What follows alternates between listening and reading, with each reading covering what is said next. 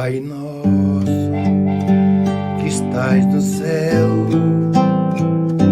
santificado seja o vosso nome. Venha a nós o vosso reino, seja feita a vossa vontade, assim na terra como no céu, assim na terra como no céu. O pão nosso de cada dia dai-nos hoje, ó Senhor. Perdoai as nossas dívidas, assim como perdoamos aos nossos devedores. Não deixeis cair em tentação, mas livrai-nos de todo o mal. Não deixeis cair em tentação, mas livrai-nos de todo o mal.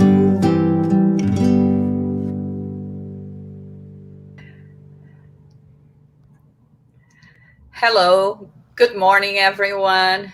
We are here once again for our Saturday talks on behalf of the United States Spiritist Federation. And today we are very happy to have a friend from abroad, Adam Osborne. He's going to talk to us about the Golden Rule.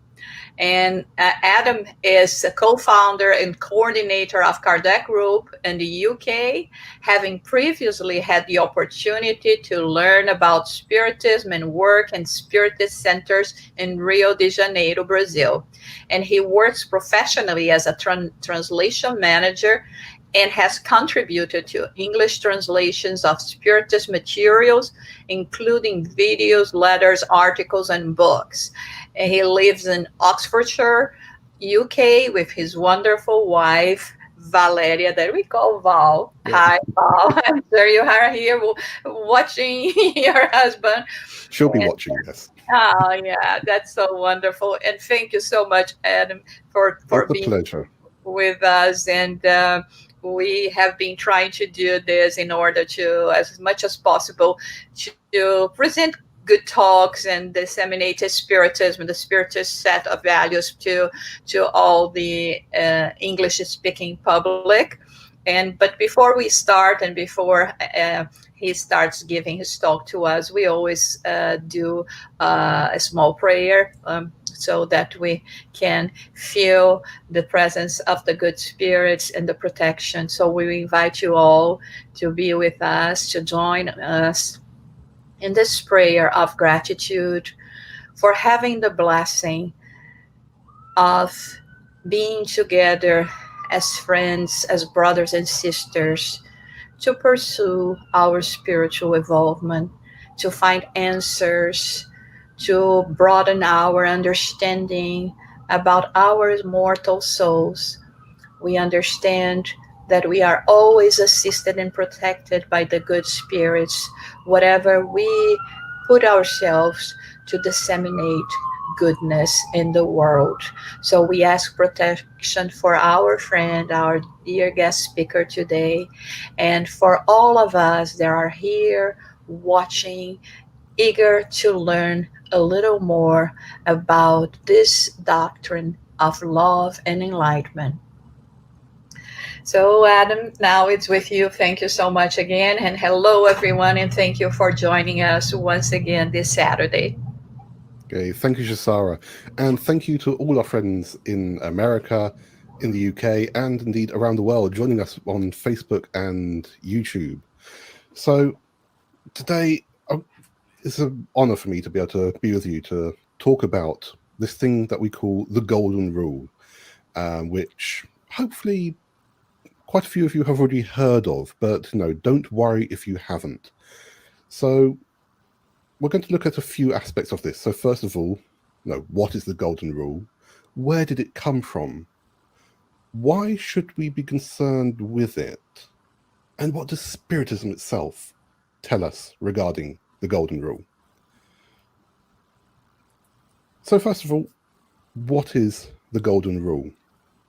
Well, the golden rule is a label that we put onto a set of reflective phrases, which are guidelines that we've been using for a very long time now. And perhaps the best way to represent these guides is with the following phrase: love your neighbor as yourself. Now, I'm sure most people watching have already heard of this before, but what does it actually mean? Do we understand what it means? Should we be concerned with it?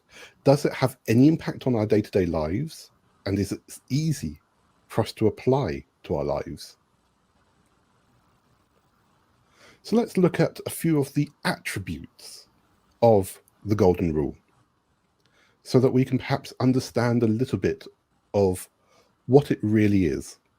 So, it is a basic guide of how we should treat others, the need of respect we should have towards each other, the law of reciprocity, that we get what we give. The golden rule, it's part of the laws of cause and consequence. It helps us to understand the connections that we have to each other and the connections we should have to each other. So, within family, within society. And as such, it shows us how we should treat and behave within our position within society. It shows us how and why we should have empathy for the situation that others are in. It helps us to understand the usage of patience and tolerance. It helps to justify, explain exactly what charity is. And those are just a few of the attributes of this thing called the golden rule. And there are many others, but these are the main ones that I'm going to be focusing on today. So, where did it come from? We've just had a quick view as to what it is, some attributes of the golden rule. But where does it come from? Many people think it first appeared in the New Testament. Some people think it's newer, some older. And so I've got a little historical timeline here, and the dates that I'm going to show here may not be the exact dates, they're just to give us a rough idea. So we're going to start around 4,000 years ago, 2000 BC, in a country called Egypt, and look at the things called the laws of Mat. Now, Mat, she was one of the Egyptian goddesses, and they had many, many goddesses, gods and goddesses, and she was worshipped around 4,000 to 4,500 years ago, because the Egyptian empire started roughly about 5,000 years ago. And Mat herself, she was the personification of truth and justice.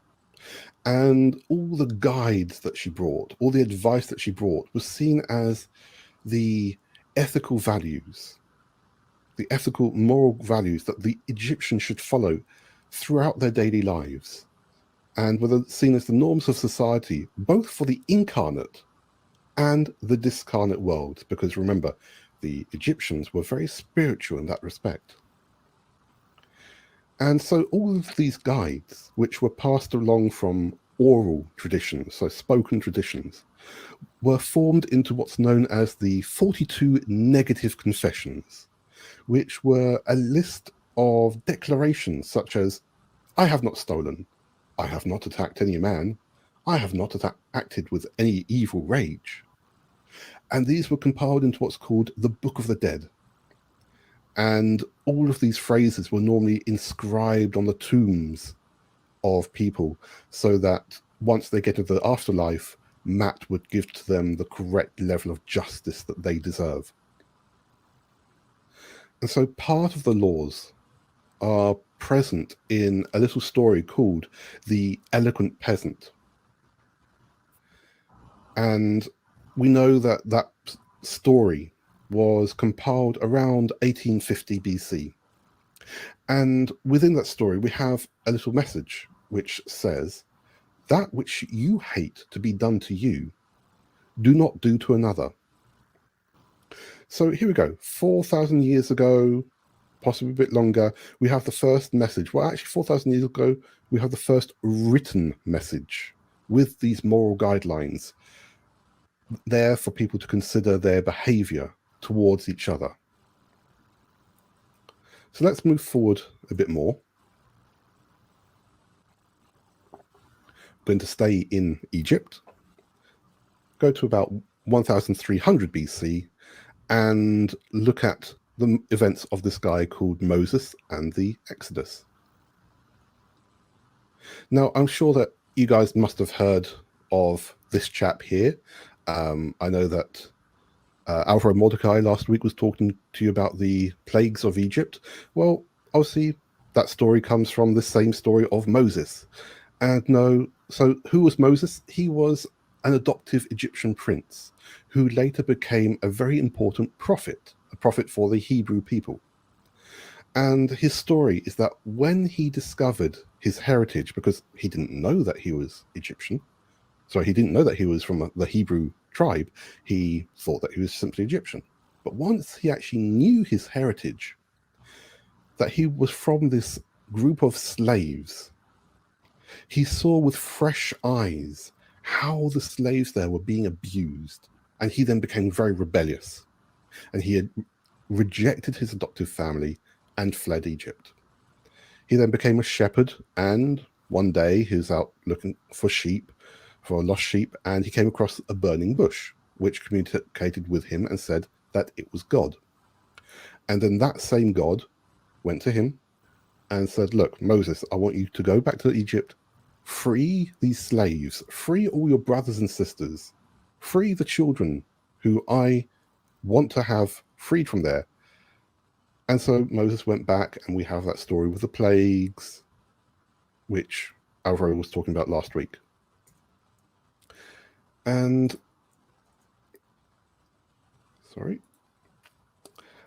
part of the whole Exodus story, we have these other communications from God, these communications which are called the 10 Commandments, where they're there on the side of Mount Sinai. God comes along, thunder and lightning, and brings these commandments, such as, you shall have no other gods but me, do not worship idols, do not kill, do not commit adultery, do not be envious or jealous. No, actually, commandments isn't the correct word for these. It should be duties, but, common vernacular is commandments. And so with these 10 duties, we have these phrases which then lead us to other parts of the Exodus story. So in the books of Exodus and Leviticus, we have the following instructions. In Exodus, we have, love your neighbor as yourself. A pretty clear and direct message there. And in the book of Leviticus, we also have the following. You shall not take vengeance or bear a grudge against your kinsfolk. And so these commandments, these instructions, these duties, as well as many others that we can find in the Old Testament, were guidelines for the 600,000 people who fled Egypt, that was potentially around 10% of the whole global population at the time. And these guidelines were there to help people learn how to live alongside each other, especially considering that they were going to spend 40 years together in the desert before they reached the promised land. So from Egypt, let's head east even. Let's head east and go to Nepal, to around 600 BC. And we're going to look at the story of a guy called Siddhartha Gautama. Now, hopefully many people have heard of the name he took on later, Buddha. And Siddhartha Gautama, he was born in southern Nepal in roughly 630 BC in an area called Lumbini. And at that time, all of the Indian religions were going through a philosophical transformation. And this guy, Siddhartha, he was born into a very wealthy family who tried to protect him, shield him from the outside world. And one day he realized that he would have to suffer illness, old age, even death at some point. And he got upset with this, so he left home in order to try to find the root cause of human suffering. And he spent many years going from one teacher to another, trying to find insight into this. But then after many, many years, he then almost gave up. And it's said that on almost the last day of him giving up, he went and sat under a fig tree, started to meditate, and reached enlightenment, reached nirvana, and then transformed into becoming Buddha, a very insightful, philosophical, and spiritual teacher. And so within Buddhism, one of the core teachings they have are the scriptures known as the Tripitaka. And in these, Buddha gives lots of different lessons, including the following: hurt not others in ways that you yourself would find hurtful. And putting oneself in the place of another, one should not kill, nor cause another to kill. So already we're seeing very similar messages to those from Matt in Egypt, from Moses, to those here that Buddha was giving.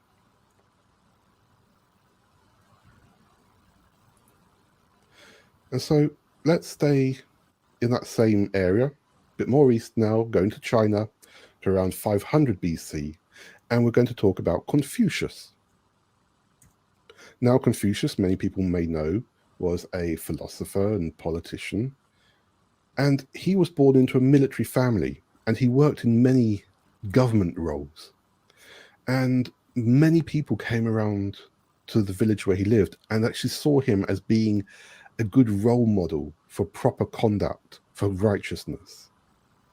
And as I said, he worked in the government in different roles. He was a politician, and many of the works attributed to him are part of a collection called the Analects, which are various sayings, various parable-like stories. And in one of them we can find the following: what you do not wish for yourself, do not do to others. And then there's another story in there where a disciple comes along and says, "Master, is there any one word that could guide a person throughout life?"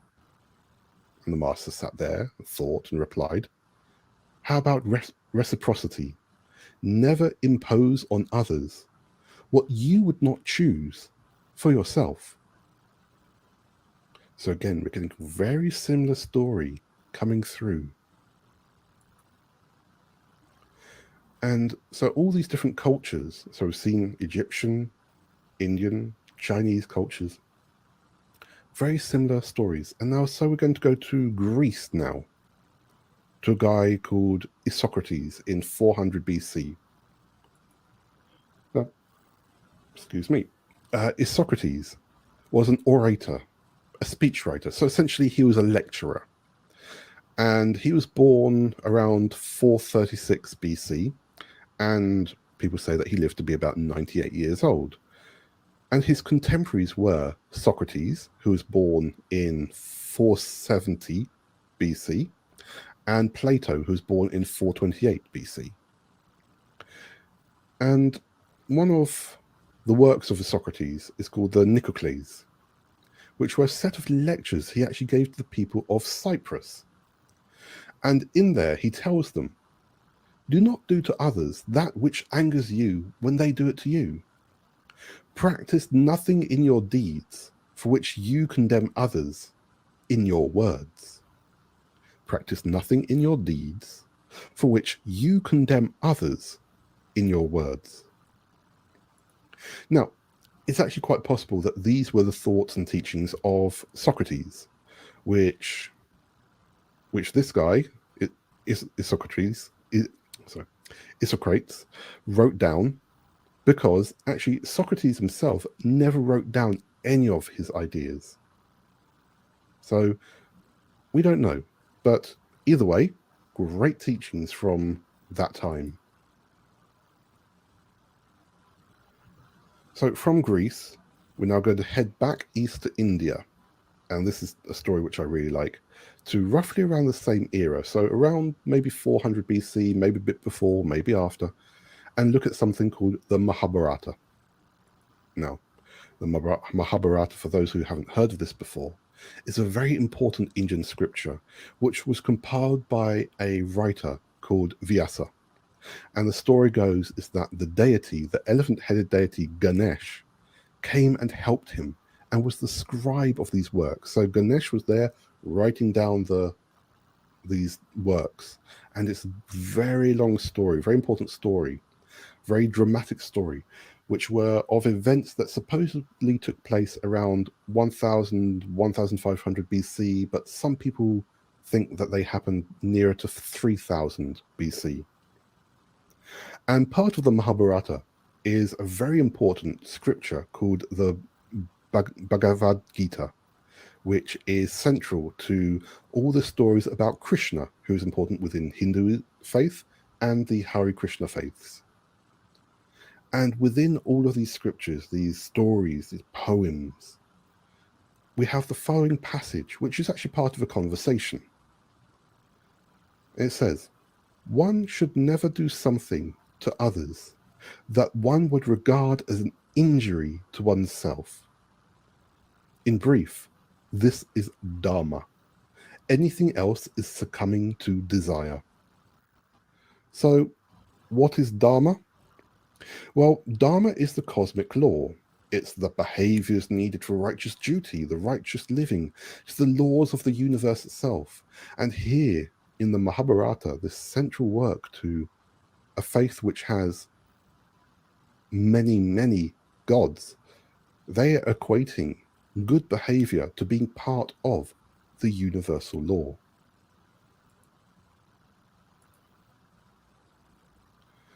So from India, we're going to move back a little bit and go to Persia and look at the religion of Zoroastrianism.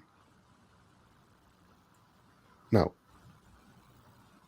Zoroaster, or Zarathustra, as he's known in some languages, was born around 1000, 1500 BC, so possibly around the same time as Moses.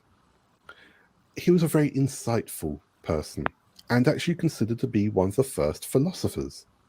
And his teachings are regarded as having influenced various philosophers and various religions throughout the years.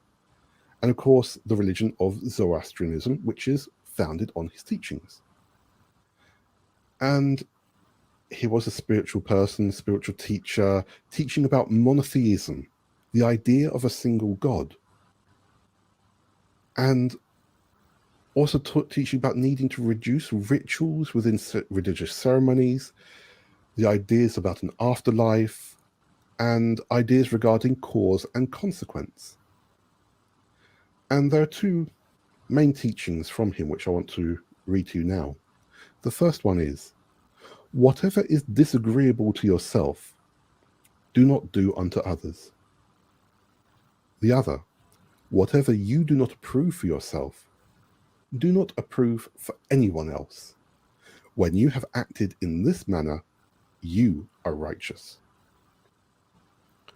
So again, he's bringing these teachings, trying to compare behavior, consequence, cause and consequence, getting people to think, to philosophize. We're going to stay in the Middle East, jump forward a bit to 50 BC, to a little country, hopefully you've heard of as well, called Israel, and to talk about a guy called Hillel the Elder. Now, Hillel the Elder was actually a very important figure within the religious and political landscape of both Israel and the province of Judah, because they were two separate countries at the time. He was born around 110 BC, and he studied all the Jewish religious laws and became a very respected rabbi, founding one of the main schools of thought called the House of Hillel, a school which still exists today. There are Hillel houses in America, and there they also talked about all aspects of ethics, theology, religious practice, daily life, and they're openly discussed, talked about. That people were encouraged to talk about these things openly, without prejudice. And Hillel, for anyone who's read the book Paul and Stephen, he was actually one of the leading presidents of the Sanhedrin, a court, a place of judgment, which we know about from the book Paul and Stephen. And Hillel was also very important in spreading ideas of peace and unity everywhere. And one big idea that he came up with was the idea of social justice order called Tikkun Olam, which was the concept that everyone has the direct responsibility for not only their own moral, spiritual, and material welfare, but for that same moral, spiritual, and material welfare of society in general. So knowing that if you want others to be well, you have to treat them well. If you want yourself to be well, you have to treat others well. And there's a symbiosis there. And he came up with various phrases, and these are attributed to him and written down in various books, various commentaries as well. And the first main phrase that he's remembered for is, "Do not judge your friend until you have stood in their place." Now, that's good. But there's also a story which I want to tell you. And some people may have heard of this story before. So there were two main religious schools at the time, religious philosophical schools, the House of Hillel and the House of Shammai. And people saw them as sort of competitor, but actually they got on quite well.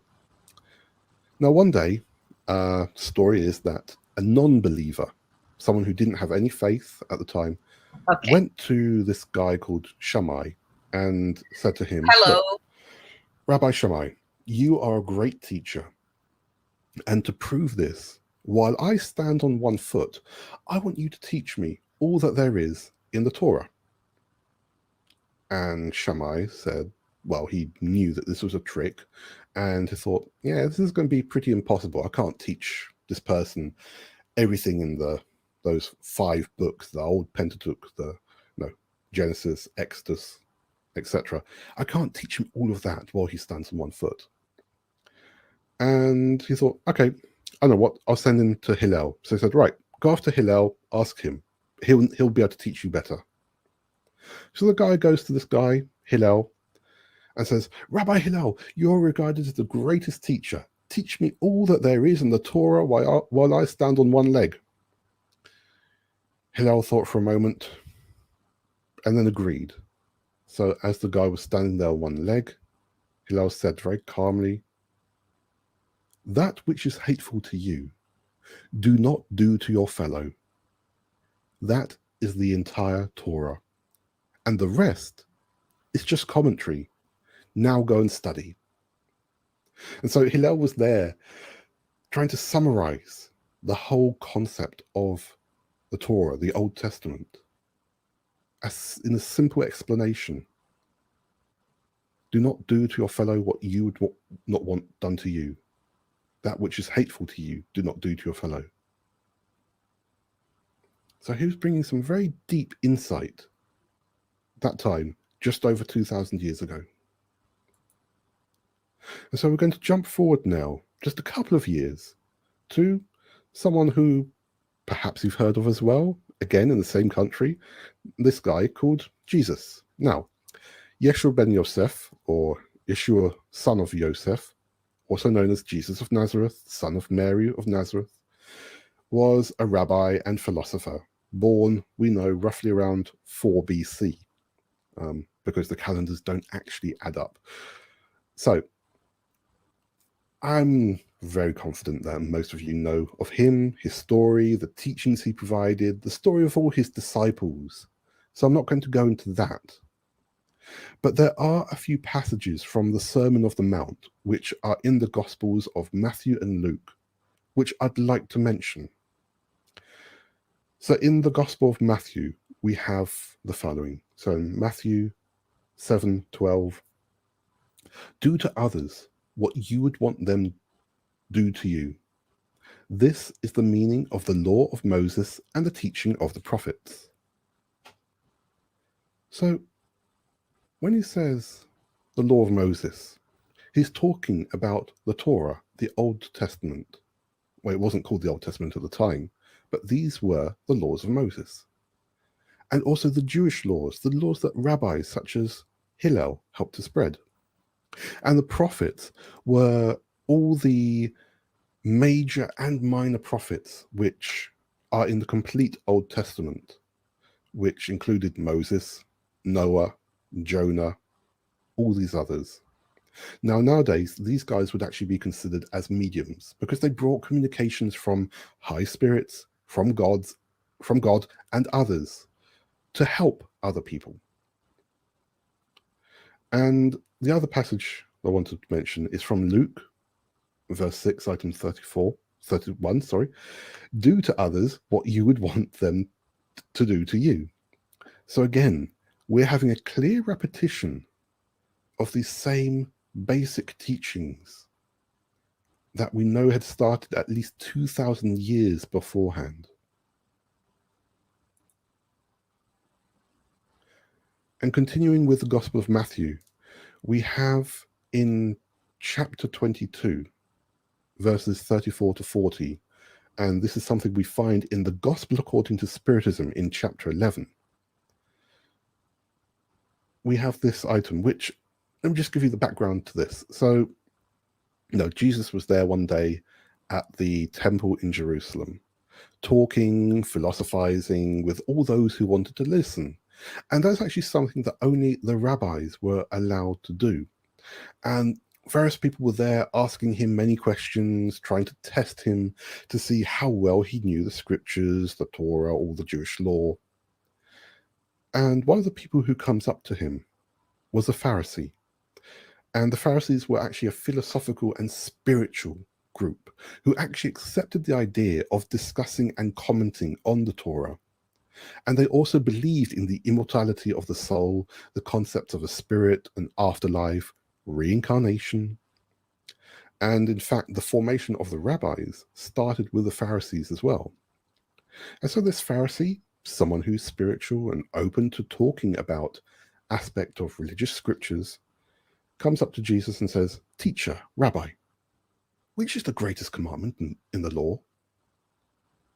And Jesus replied and says, "You shall love the Lord your God with all your heart, with all your soul, and with all your mind.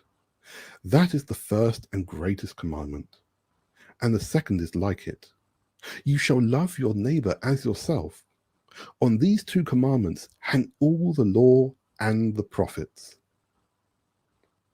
So again, the strong confirmation of the importance of looking at our behavior.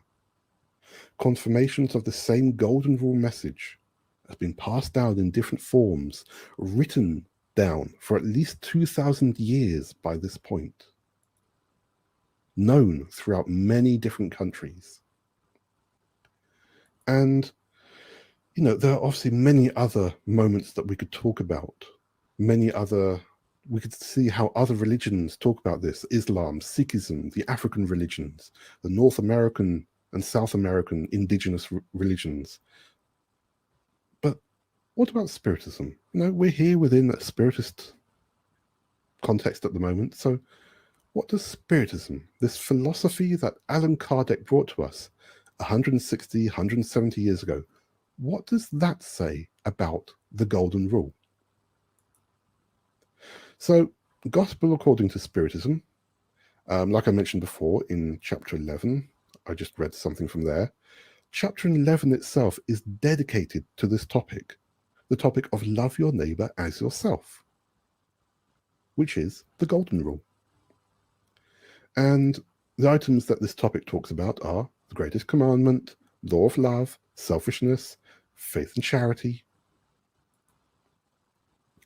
And item 4 of this chapter, Kardec himself mentions the following as a reflection of that passage of Matthew that I read a moment ago.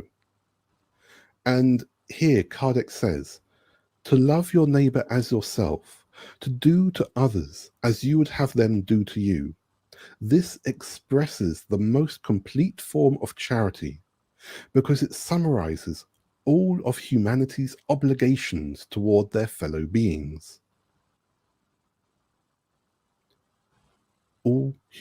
All of humanity's obligations toward their fellow beings. I think that's pretty clear, isn't it? But Kardec continues, we can find no guide to take as an example that is more guaranteed in this respect than that we should do to others what we would have them do to us. What right have we to demand that they behave in any better manner, that they be more benevolent or more devoted to us than we are to them? So here, Kardec is helping us to understand the moral aspects of the Golden Rule, that no matter how we write it, rewrite it, rephrase it, paraphrase it, as he says, the most guaranteed guide, the best guide for us to follow regarding our behavior is this, is exactly what we mentioned here. Let's go back to love your neighbor as yourself, to do to others as you would have them do to you. For Kardec, that was the solid guide. And in this same chapter, we have the message from the spirits of Lazarus and Fenelon. And these help us to reflect a bit more about our behaviors, our attitudes. And so chapter 11, items 8 to 9, the message from Lazarus first. In order to advance towards this goal, each person must overcome their instincts, that is to say, to perfect their sentiments. And Fenelon carries on with this and says, love is of a divine essence, and everyone, from the first to the last, has a spark of this sacred fire in the bottom of their hearts. And when we read this message from Fenelon, what I'm always reminded of is going back to Genesis in the Old Testament. We're told that God creates humans and gives them the divine spark, that God gives the breath of life into man, the sacred breath, the sacred fire of life. So I like to link that fire to the fire, that the spark that Fenelon is bringing to us here, the spark of sacred fire that we have in our hearts, that we have within us, this essence that's brought to us for us to keep with us all the time. And so within the same chapter, in item 12, we have this item about selfishness. We have a message from the spirit of Pascal. And they say here, if charity reigned on earth, then evil could not prevail. It would fade away in shame. It would hide, seeing that wherever it went, it would feel out of place. And so these are just a couple of items from one chapter of the Gospel according to Spiritism. And within this one chapter, we have, in very much the style of Kardec, an objective overview, an analytical observation, an idea of methodology, a hypothetical conclusion regarding the Golden Rule. So a very scientific, very philosophical structure, very Kardec structure to understanding this thing of love your neighbor as yourself. But of course, it doesn't end just there within Spiritism. Within the Spirits book itself, we can find various items related to this. So chapter 12 of part 3, the moral laws and moral perfection in the Spirits book, these talk about the attitudes and behaviors we need to consider for our evolution. And the topics that this talks about are virtues, vices, passions, selfishness again, characteristics of a moral person, and self-knowledge. Now, question 893. Which is the most meritorious of all the virtues? All virtues are meritorious because all are signs of progress on the path of the good. However, the highest virtue consists in the sacrifice of one's own interests for the good of one's neighbor, without ulterior motives. The greatest merit is that which is based on the most disinterested charity. So we have a very firm message here about helping others without wanting anything in return, about treating others with the same level of respect that we would want, and as they say here, without ulterior motives. Without ulterior motives. Question 918.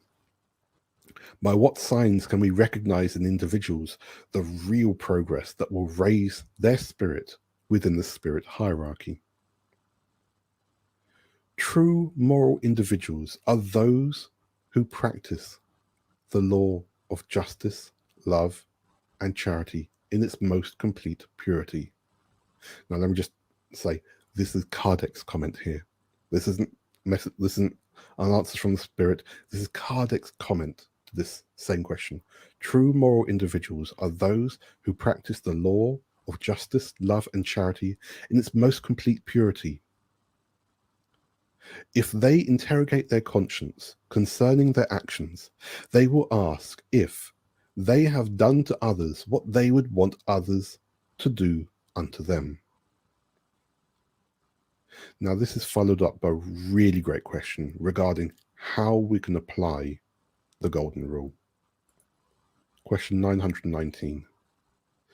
What is the most effective means for improving ourselves in this life and for resisting the draw of evil? And they answer, a sage of antiquity has told you, know thyself. Self-knowledge is therefore the key to individual improvement. Now, these are just a couple of items from the Spirits book, which we have as a great reference of the Golden Rule, where it's come from. And, you know, some of the snippets, some small pieces of what Spiritism says about it from the Spirits book, from the Gospel according to Spiritism, about how it can impact us and how we should consider it regarding our own personal transformation. And so why should we consider this now? Well, let's face it, we've been going through a very, very bizarre time in the past couple of years. So we've had lots of political tensions between various countries. Here in the UK, we've had tension due to this thing called Brexit. We've had social tension in relation to the Me Too scandal, the recent Black Lives Matter scandal. Well, not a scandal, but, you know, common knowledge. Viral pandemic. This viral pandemic, which has required us to socially distance ourselves from friends and family. Economic upheaval, which has come out as a result of that. Bankruptcies, redundancies, company closures. All these tensions that have happened over the past couple of years for different reasons. So lots of anxiety, lots of tension, lots of stress, lots of disruption. And so within all of this, not everyone is able to find their own inner balance, the inner balance that they need to counteract these disturbances. the inner balance they need to live in a peaceful and harmonious way. And many people have lost sight of why we're here on this planet, what improvements we can make to ourselves. No, just a few weeks ago, people were talking about the Black Lives Matter movement. Does that still matter now? It seems like it doesn't. From some of the things that have been happening recently, it seems like it doesn't matter anymore. No, coronavirus. We started a lockdown where everyone had to isolate. People don't seem to care about that anymore. We're a very strange being. Many of us seem to have lost sight of the true aspects of fraternity, solidarity, of caring for each other, of caring for society, for everything. Many people have lost sight. Not everyone, but many. So what can we do to adjust our behaviors, our attitudes, our perceptions, so that we can apply the golden rule to our daily life? Well, let's look again at some of the aspects that we saw earlier. So, law of reciprocity, law of cause and consequence, position within society, patience, tolerance, charity. And now let's look at how we could potentially apply this to ourselves. 1. Listen to others. How much do we really listen to others? How often do we really take the time to listen to what people want to say? Taking care of the details, the tone, the emotion. It's not that often. Practice empathy.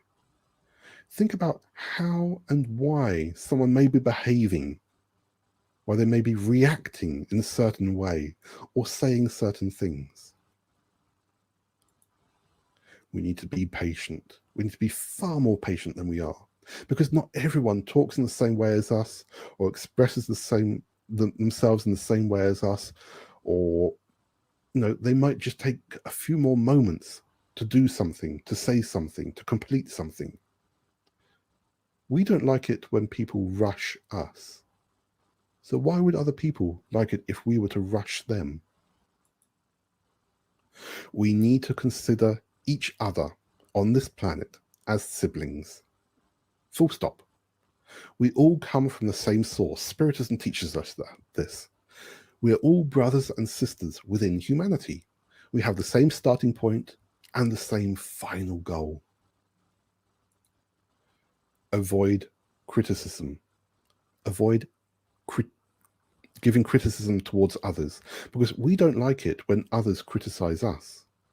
We don't like it when people judge us. So why should we do that to others? We need to consider the hardship, prejudice that others have suffered, especially right now. We need to use empathy, put ourselves in their shoes. Like Rabbi Hillel said, put ourselves in the other person's shoes. We cannot understand someone's life unless we have had exactly the same experience. We can't understand their background unless we've had the same experience. We need to be calm, because we can only help others and ourselves if we are calm enough to think rationally. We sometimes fly off the handle a bit. We react without thinking because we're not calm. The moment that we that we're able to calm down, bring our thoughts together, we can think better again. We can react in the right way. We need to learn how to elevate our thoughts every single day. Through meditation, through prayer, through any spiritual connection that you feel comfortable with.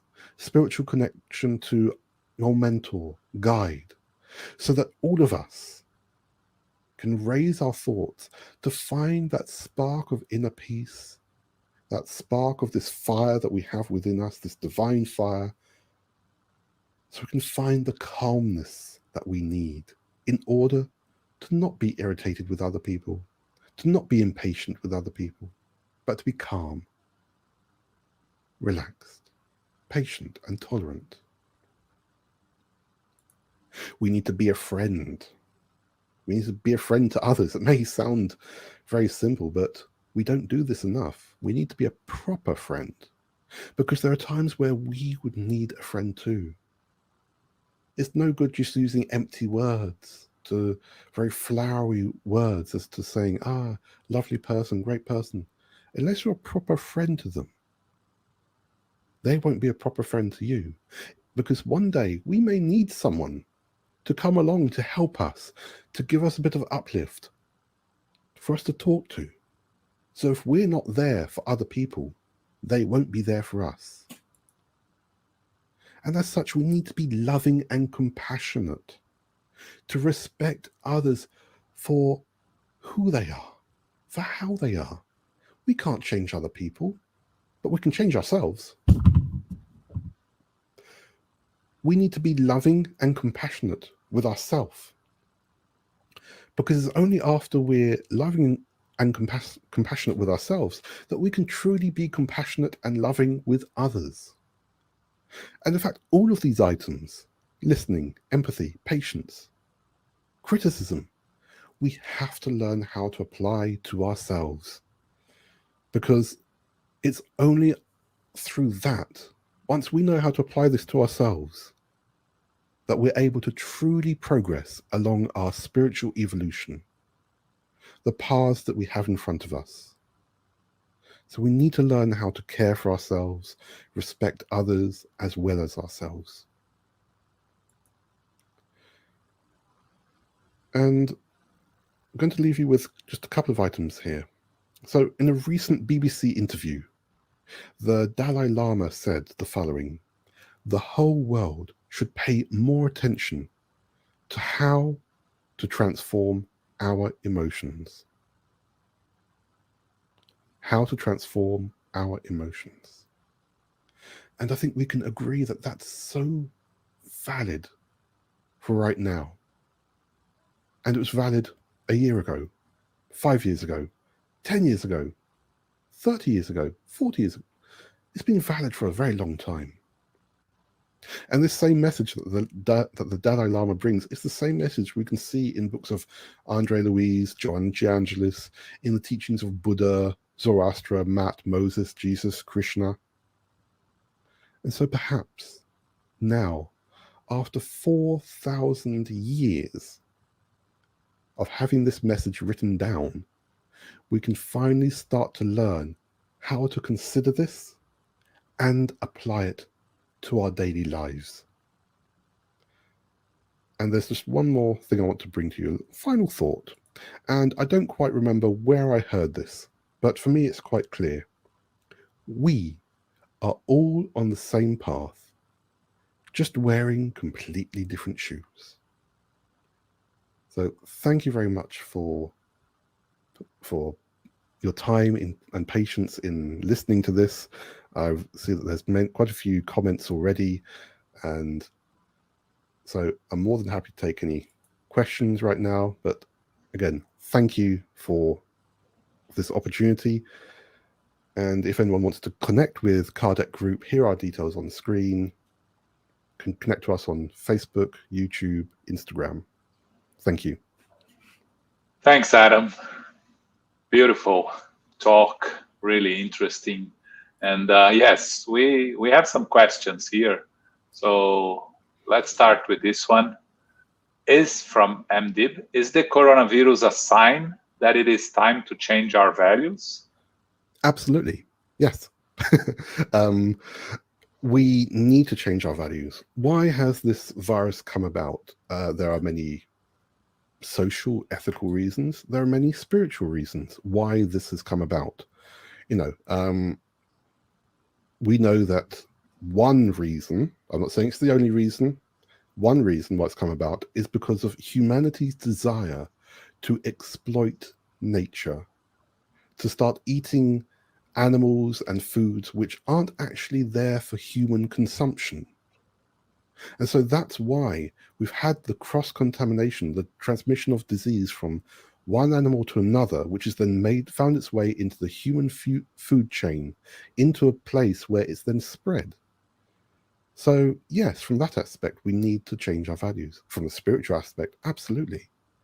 Because again, we need to find out, what can we learn from what's going on right now?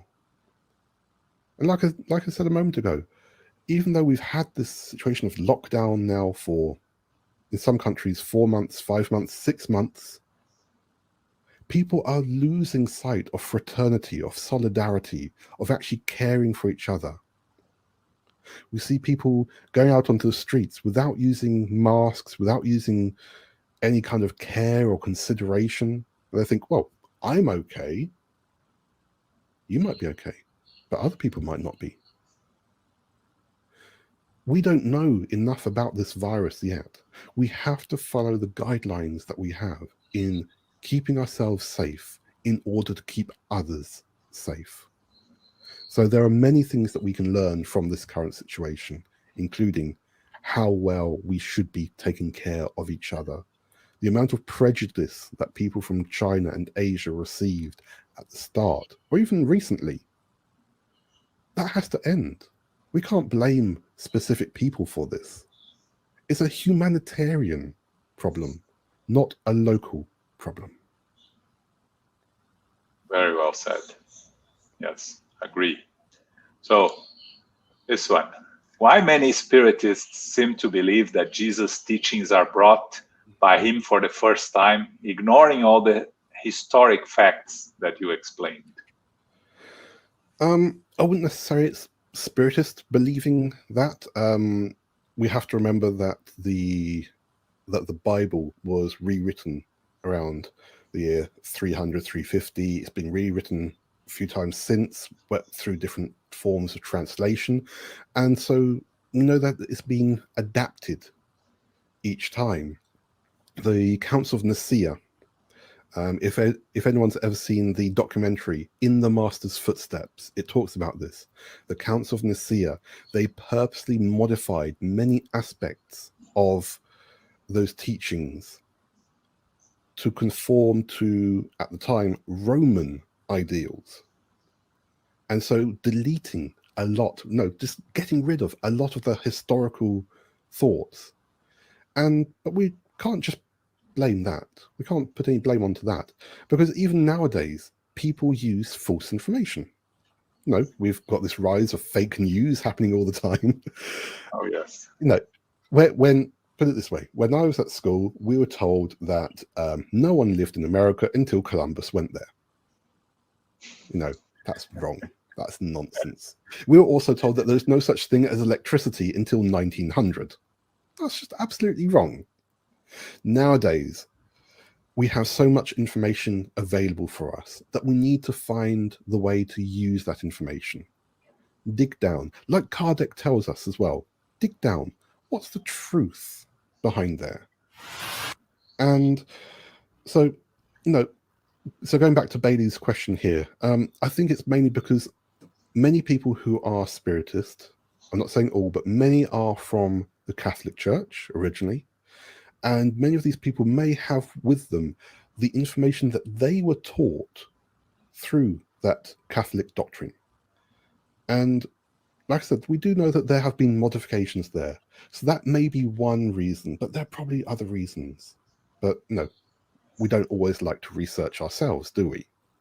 But take the opportunities, look up things, not just on Wikipedia, but get other books, get many books, try to find different sources of the same information, to find the best information, to find the truth of what's out there. Thanks. Yes. One from our friend Daniel Santos. Thank you, Adam. So why is still a challenge the application of the golden rule to ourselves first? Ego. The negative aspects of our ego, pride, selfishness, lack of humility. Because when we try to apply the golden rule to ourselves, and this is a great question, Daniel, it's a great question. When we try to apply this to ourselves, what happens? We have to look within ourselves. We have to consider who we are, how we act, how we behave, how we react. And we sometimes see something that we don't like. And we go, oh no, well, I've just touched a nerve there.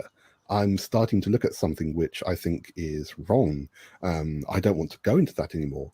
This is why people who have to go through any kind of therapy, especially for addictions, they have such a hard time, because they get to a point where they see something which upsets them and they don't want to find the courage to work things more. And so most of us find it difficult to find that correct courage, to find the faith that we need to be able to go, okay, let me accept that I've done something wrong. Let me accept that there's something I need to change within myself, and let me find the way to apply all of this to myself. Because sometimes it's far easier for us to be loving and caring to other people than to ourselves, to be to people outside of our family, to even people within our family. So sometimes that is just out of shame. Sometimes it's out of our negative thoughts. So it is a challenge, but we have to look at ourselves and think, why is it being a challenge for me? Okay. A very long one from Jusara here. We have heard that there is only one truth, and you have presented this to us by showing different philosophies bringing the same concept. So, despite of the importance of this truth, we are still very much marching opposite sides. Do you believe this pandemic may somehow put us back on the right track? Jusara, a very good, complex question there. I hope it will help to instigate some level of rationale in everyone. I don't personally think it will put everyone back on the right track, because we've had other pandemics before. We've had other things happen globally before. We've had 2 main world wars. We've had the various Middle Eastern wars, the Iraq wars that have happened. We've had other things that have happened. The Spanish flu pandemic that everyone talks about as well. Even go back to the Black Death, the plague. We've had all these things happen, yet we still haven't learned from it. If it's taken us 4,000 years to not yet learn fully the concept of the golden rule, I don't think we're going to learn fully the full teachings of this current pandemic within a short couple of months. It's going to be a long time before humanity progresses enough. But on the other hand, those of us who have this consciousness of betterment, of wanting to improve, we shouldn't be discouraged. We should take this opportunity to learn about ourselves, to learn how we can improve ourselves, to find how we can put ourselves on the right track. Because society will look at us and go, okay, that person's doing this, they're doing that. Perhaps I should look and do roughly the same kind of thing. Role model. Where do the ideas of role models come from? Where we look at someone and start to see what they're doing and try to imitate them. So instead of us trying to impose positive action on others, just commit to positive action yourself. And that way we can transmit, we can vibrate out these positive thoughts, energies, actions towards everyone else. Yeah, I think this comment from Philip is very appropriate, right? As it has been said, be the change we want to see in the world. Exactly. Right? No, absolutely, Philip. We can't sit around wanting the world to change for us.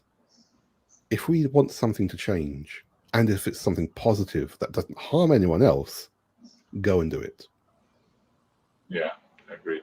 Now, we have a comment here I want to post just to ask if you heard of him.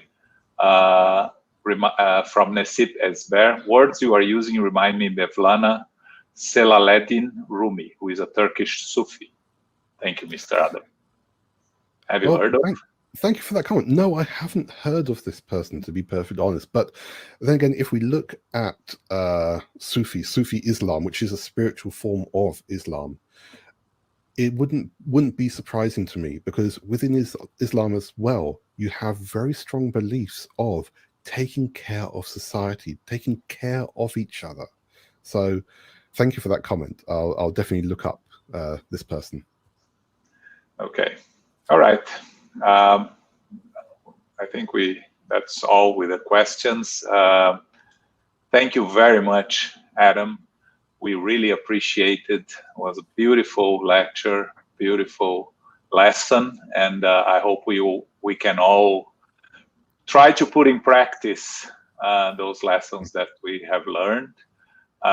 Before we end, I would just like to invite you all for next week's lecture, which is going to be given by Kirsten de Mello, and it's going to be Ways to End Suffering with Joanna De Angelis, which I think is going to be a very interesting presentation also. Kirsten, a good friend of ours.